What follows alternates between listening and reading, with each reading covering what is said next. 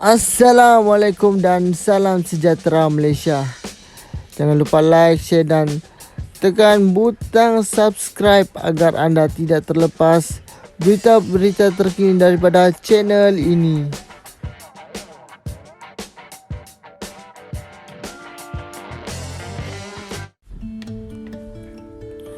Subsidi bersasar. Mekanisme kenal pasti individu layak perlu diwujudkan segera, kata Rafizi Ramli. Putrajaya, kerajaan perlu membangunkan segera satu mekanisme untuk mengkategorikan kumpulan atau individu yang akan menikmati subsidi bersasar. Menteri Ekonomi Rafizi Ramli berkata Malaysia tidak mempunyai pilihan dari segi ruang fizikal kecuali beralih kepada pelaksanaan subsidi bersasar. Justru pelaksanaan subsidi bersasar kelak, tegas beliau, sudah tentu mengambil kira kesan kepada rakyat walaupun kemungkinan besar akan berlaku kenaikan inflasi. Untuk memastikan bahawa mekanisme dan indeks yang dibangunkan itu adalah sesuatu berlaku adil supaya tidak tercicir. Tetapi amat penting juga supaya ia dilaksanakan cepat dan kita tidak boleh sembang subsidi besar ini 2 atau 3 tahun lagi.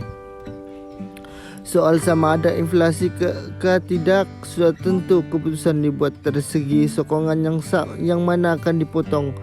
Sudah tentu menjadi sebahagian daripada proses membuat keputusan agar rakyat mengambil kira kesan inflasi dan kepada rakyat, katanya dalam sidang media di sini pada Jumaat.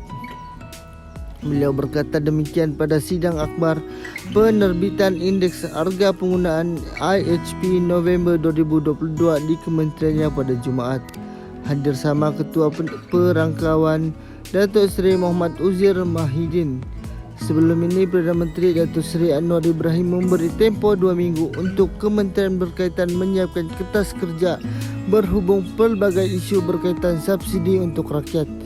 Menurutnya, kesan subsidi kepada rakyat perlu diperhalusi dan menurut beliau, ia perlu diberikan secara bersasar kerana subsidi diberikan sekarang turut dinikmati golongan kaya dan industri.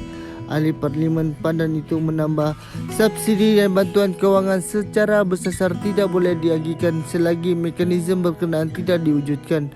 Katanya mekanisme berkenaan perlu mengambil kira beberapa perkara termasuk platform yang akan digunakan data atau undang-undang sekiranya ia perlu dipindah. Dalam pada itu, Rafizi berkata tarif purata asas penggunaan kemudahan gas yang perlu dibayar oleh pengguna gas bagi tempoh kawal selia kedua RP2 akan dikurangkan bermula 1 Januari 2023 hingga 31 Disember 2025. Beliau berkata penetapan tarif kemudahan gas yang ditetapkan oleh kerajaan bagi setiap tempoh kawal selia adalah sebahagian dari kerangka kawal selia pasaran gas di negara ini di bawah rangka kerja peraturan berasaskan insentif IBR. Tarif baru kemudahan gas bagi tempoh kawal selia kedua RP2 untuk tempoh tersebut melibatkan 4 kemudahan gas, iaitu terminal penggasan semula milik Regas Terminal S Sungai Udang Sdn Bhd RGTSU, terminal pengasan semula milik Pengerang LNG Tuo Sdn Bhd RGTP, talian pai penghantaran milik Petronas Gas Berhad PGB dan talian pai penganggian milik Gas Malaysia Distribution Sdn Bhd GMD. Penetapan purata tarif kemudahan gas bagi tempoh kawal sedia kedua RP2 dan penyelarasan pendapatan serta purata tarif yang dibenarkan bagi tempoh tersebut adalah purata tarif asas bagi RGTSU kekal seperti mana tempoh kawal sedia pertama RP1 pada kadar RM3.455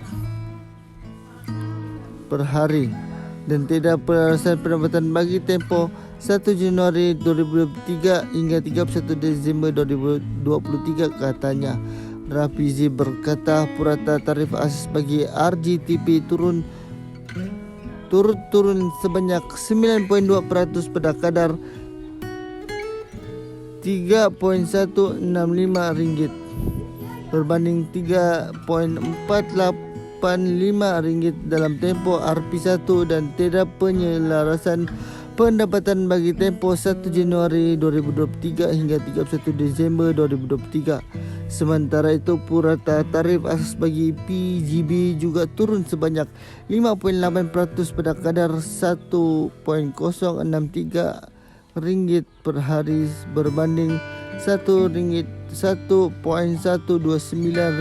per hari bagi tempoh RP1.